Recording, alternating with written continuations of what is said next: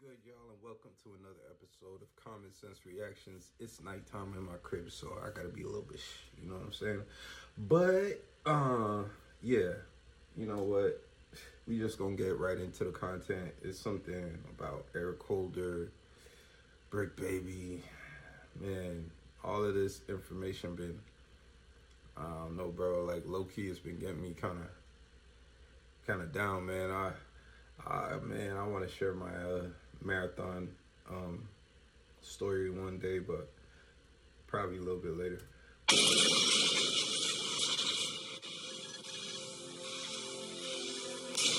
the drugs change him?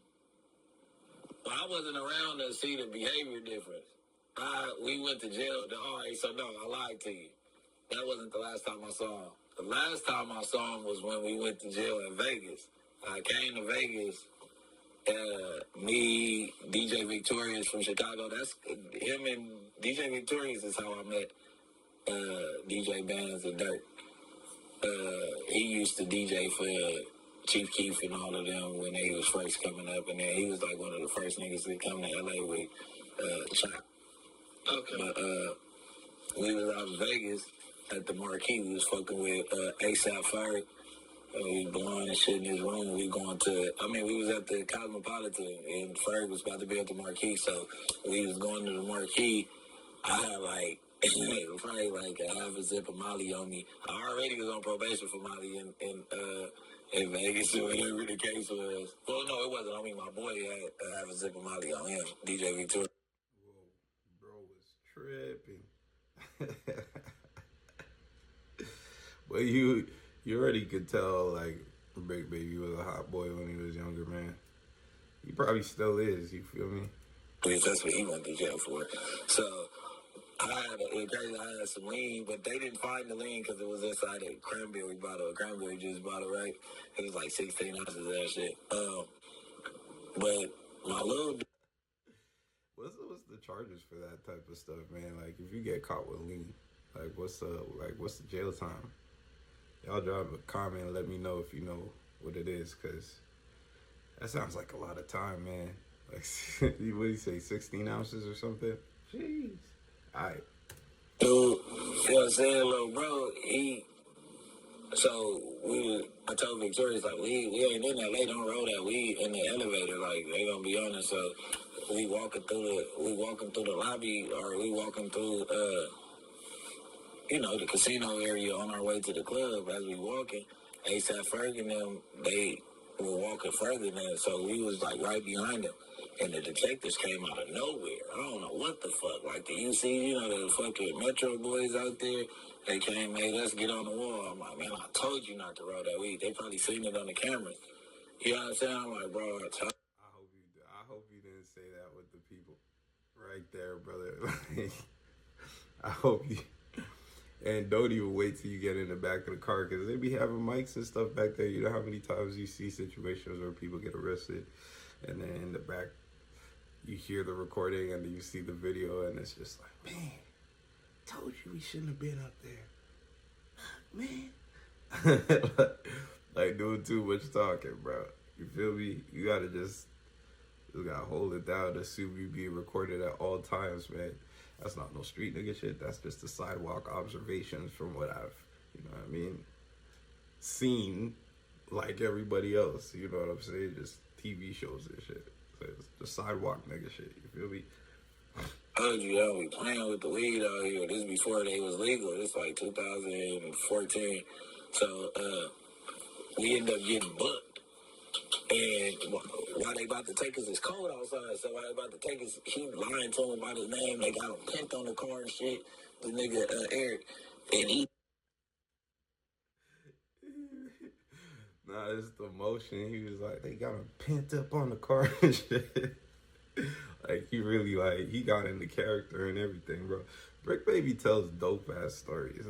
That's why podcasts have worked out for her, because he's, like, a good storyteller. You know what I'm saying? Keep on resisting and I'm like, what the fuck drugs are you on? I'm like, hey, bro. I'm like, cuz, we going to jail, nigga. Get your game together. Like, nigga, put the handcuffs on. Get your ass in the back seat. We going to jail, cuz. Yo, yo, when nigga you just got a charge with a situation says, hey, calm down, man. We going to jail. That's it. That's all. Ain't no fighting this shit, bro. We going to jail. Like, you know you're cooked. You know you're cooked, but like, for real, if you still fighting at that point, bro. I mean, I know everybody don't handle it the same. Like, I knew niggas who like act like 3-year-olds basically. Like, yeah, like it's the cops' fault they got caught doing some crazy shit. You feel me? Trying to kick the door off and everything. When it get back to the precinct, they beat the fuck out of you, bro. I mean, I don't know how it turned out for that one dude, cause that's a real story. He told me about it. I can't remember, cause I know for a fact I was like, yo, they didn't beat your ass. I know for a fact I asked, but I do not remember the answer. You feel me? But like in Toronto, like there's certain districts, especially downtown, that that'll do you greasy, bro. And looking back on my little situation, I just remember, I remember I was being hella ignorant. I pissed on the interrogation room floor and all this shit because they had told me, you know, I couldn't use the restroom. So I was like, bro, I'm not pissing my pants. They came back in. I thought for sure they was going to beat the fuck out of me, bro. They didn't, though. And I'll tell you the reason why on another day. Drop a comment below if you want to hear that story. But yeah, so like it get wicked, bro. You better chill. You better chill. I'm just grateful. Freezing cold, nigga not about to play with you out here like that. Like, come on, little bro, we gotta go. And we fucked up. We lost this time. We gonna bail out. We start again when we get out. You know what I'm saying? It's a part of life. So, we went in there and they sent us all to separate floors.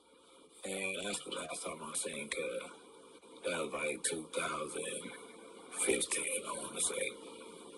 Have you ever talked to him since the incident? In jail? Yeah. I don't really want to talk about that, but nah, not really. Yeah. Make it make sense. I don't really want to talk about that, but yeah. Nah, not really. That's like 3 different directions, brother. My brain can't even, like, I don't even know what you just said, bro. I'm still trying to process and really understand it. I just, you know what I mean? It just went over, like, you know, the sidewalk niggas can't catch it. It's too, you know what I mean? It's too up there for us. He tried to say, I don't want to talk too much about it, but he tried to send me a kite while I was in jail, whatever the case was, to a trustee or whatever. You know what I'm saying? But is this like a gang position? Like they have trustees and board members and stuff like that? Yeah, I'm not trying to crack jokes about this shit to be disrespectful, man. It's just like I'm trying to understand how it works. You feel me? But nah, this is one thing I do respect about the West Coast is just like they got more structure. You know what I'm saying? Like there's still some form of rules that they follow. Although, just like all the rest of the rules, they're all like molded and bent depending on the person it has to deal with and stuff like that. You know what I'm saying? So it is what it is, man. But a lot more structured, a lot more like, I don't think moral is the right word because there's nothing moral about gangbang, but like ethic. They have like more ethics, I guess. Like they actually have respect for the older niggas to a certain degree. Like I don't know, man. It's just crazy stuff. It's just crazy stuff. But like, yeah, at least that they got that going. yeah, that's really good. I don't know if he appealing his case and all that. You know what I'm saying? Like I just, you know, he just is explaining himself and all that shit. You ain't really. it was at a point where I wouldn't hear no explanation. So, Yeah. Nah. I heard that there was no paperwork about him that ever came out. Nah. Nothing. So, I mean, everybody got nexus. You can look up all public cases, type his name in and shit. And there's paperwork on niggas out here. Man, I got some paperwork on a nigga I never thought I'd see paperwork on. I said, hell no. Finna make his ass pay though. Or I'm putting it out. uh-oh. Yeah. Niggas been trying to blackball me, boy. I got it. Mm-hmm. Yo, Brick Baby was evil. Like, that look right there, he just like staring into the camera or at the interviewer. There's no smile on his face, just a laugh. Serious as a motherfucker. Like, he creepy, man. Like, I feel like Brick probably lived a very, very wild life, man. That's like, I don't know, trauma to a certain degree. Like, you know what I mean? I think he been shot a couple times too. Yeah, he said he been shot a couple times. So it's like having those type of experiences, I'm sure it traumatizes you, like changes you mentally a little bit. You know what I'm saying? Oh, shit. There you go, man. Mr. September 18th. You're going to have everybody wonder who's... He does it again, bro. Just a straight face. Like, that's crazy, bro. That's that evil shit. September 18th. Nah, it ain't no birthday. Oh, okay. That's the day they crossed over. Okay. How do you feel about Eric getting beat up in jail? He said, how do I... Oh, shit. He got what he got coming. This the thing. All right. My name is Compact Keys, and 12 years ago...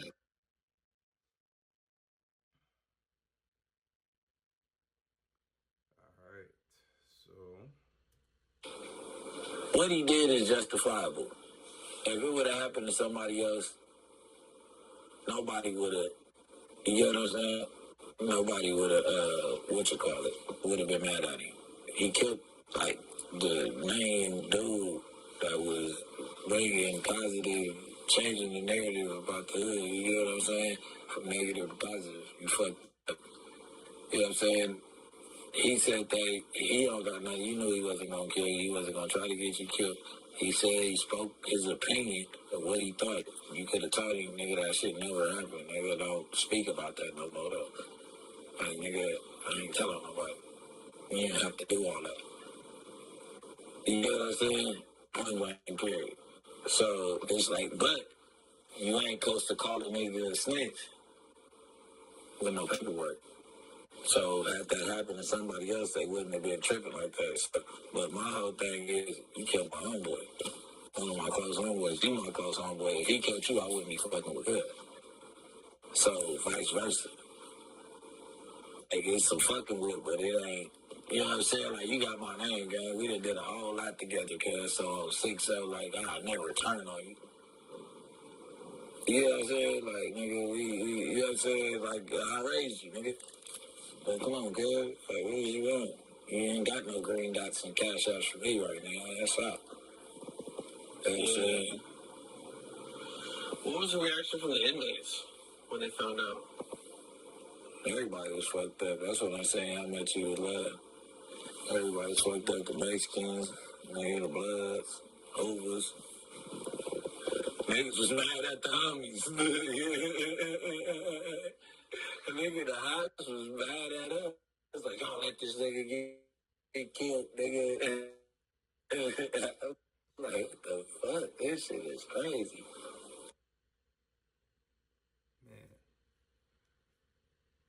Man. But yeah, so I guess I'll do a little story time, but just like for a perspective of like the respect that I have for this dude, just based on his like the things that he was trying to teach, the things that he was trying to give to his people, like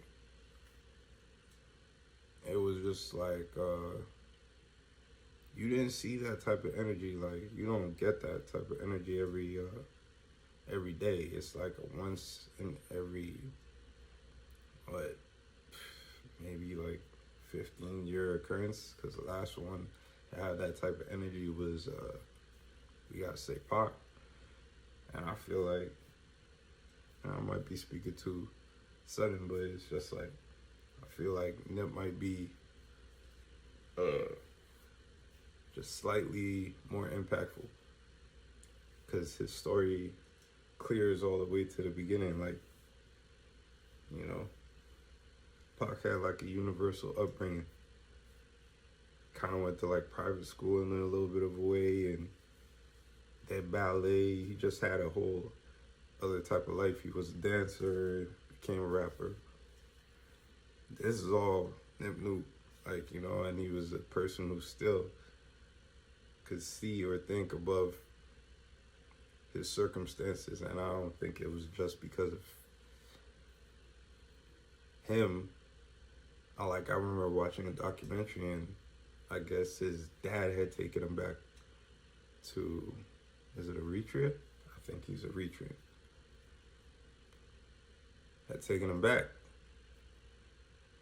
and I think they spent like a year there or something like that. I think his dad was trying to get him away from stuff, because I think he's seen him, you know, getting wrapped up.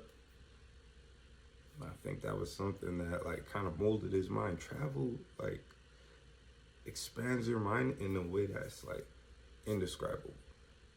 Like, you don't even understand what's taking place. You just know something is taking place, and you know that when you get back, you feel forever different. That's why everybody should travel. Because, like, it breaks these, like, walls in your mind where you only see your surroundings. Your reality is what's in your direct vicinity. Sometimes you got to travel outside of that so that you can see how small all of this really is. You know what I'm saying? You see, like, things in perspective. Like, yo, this world is bigger than these dudes who I have a problem with, or this person who I don't like because they did this, that, and the third. And you just, like, kind of think bigger. Doesn't mean that, like, those things are going to mean less. Like, I mean, they mean less to you at the time. It's just, like, doesn't mean you're not going to get back and kind of get wrapped up again. But because you always have that perspective, it gives you something to think back to grow from, to be like, yo, you know what? All right, these two situations that I'm really not messing with, I can't let those go. But this new situation that I just encountered, I'm not even going to bother letting that bother me, because in the grand scheme of things, what is that? I got to handle those two. But this new one, I'm not taking on no new bullshit, bro. For what? You know what I'm saying? So I think everybody should travel. And it's not expensive, right? It's like, man, go to Mexico, go to, you know what I mean? Go somewhere. Just get outside of your country, man. Go see something new, see something foreign. See people speaking different languages. Stuff like that helps. You see, everybody came to the end, marched and all that. That shit was crazy. Were you surprised to see even, enemies upset about it? Yeah, that shit fucked me up. I'm like, what the fuck? Like, they good. Yeah, they really does, man. That's a hell of an impact that he had. Yeah. How'd you feel about seeing him get the star in Hollywood? I felt good about it. But what they gave him a star when he was alive, like, y'all doing all this for us now, like, all right, give us, like, y'all give everybody else they. That response was weird.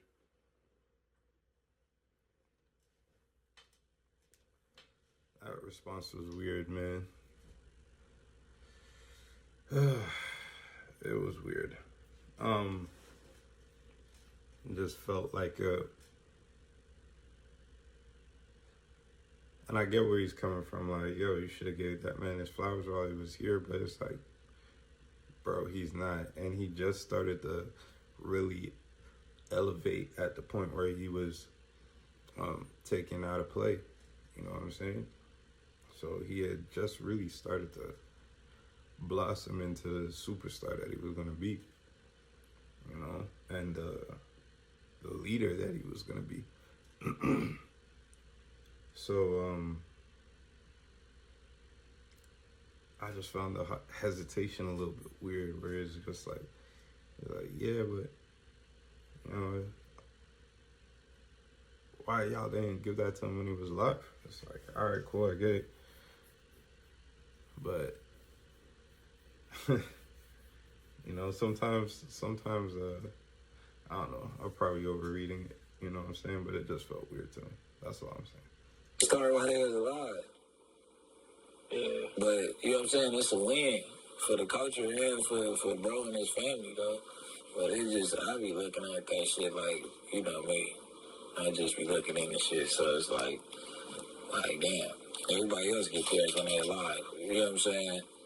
What make you wonder? Y'all wasn't putting his drops on the news when he was dropping new Crenshaw wear and shit. When we was opening up the store, you didn't put the grand opening on that motherfucker. You wasn't following him while he was, you know what I'm saying? And I completely understand what he's saying now. So, like, you know, he elaborated it. So I understand his hesitation and his perspective.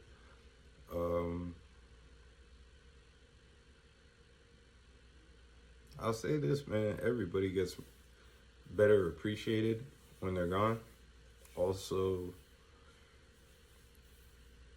the culture is something that people don't really tap into to the level that it should be tapped into. It's like the pop aspects, the popular aspects of the culture are what get digested and promoted and stuff like that, but the substance of the culture kind of gets overlooked, you know what I mean? With the exception of certain people, like, say, Kendrick, you know what I'm saying? That's a person who represents the substance of the culture to a major degree, but also gets a lot of acclaim for it. Nipple is on his way to that position, I believe, honestly. But he didn't get a chance to reach it. So instead of being upset at them waiting until he was gone, right, you don't be upset at the person who took him out before he got a chance to reach his prime. And have these people recognize him and give him all of his acclaims while he was alive. Because, to be honest, I think Nip may have been a legend in LA, but I think he was just starting to be acknowledged around the rest of the world. Obviously, there's pockets that knew who he was, were aware of his music. You know, he was big in New York. New York loved him. You go out, hang out with the 60s out there and stuff like that. So he was, you know, coast to coast with it. But, you know, he was really just starting to hit that international level where it's like, you could go to Ohio, you can't, you ain't never heard of Nip? What? Like, you know what I'm saying? It was just getting to that level.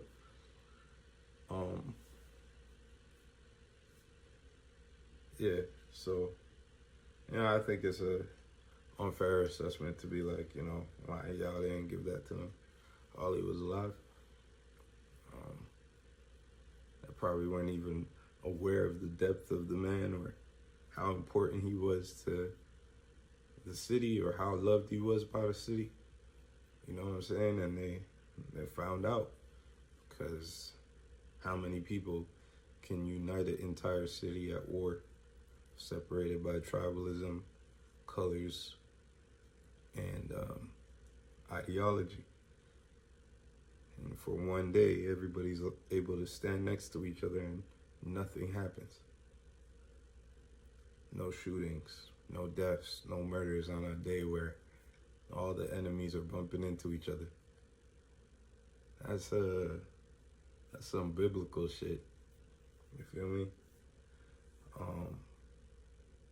Anyhow, that's it. That's it for today, man. I'm not gonna get into too much more of this. I'm just trying to get ahead of tomorrow, so that there's not so much pressure on me to try and get something done in the morning when I'm not feeling A1, because I'm not a morning person. But you know, then I could get some content done in the morning and post that later on in the evening. So I still, like I said, I still got a whole bunch of other things I gotta do in a day. You see these boxes back here, that's the t-shirt press and all of that. So tomorrow I gotta press some more shirts, and that's it, man. That's all. Just gotta keep working. You already know what it is. It's your boy Sense, Common Sense Reactions. I'm out.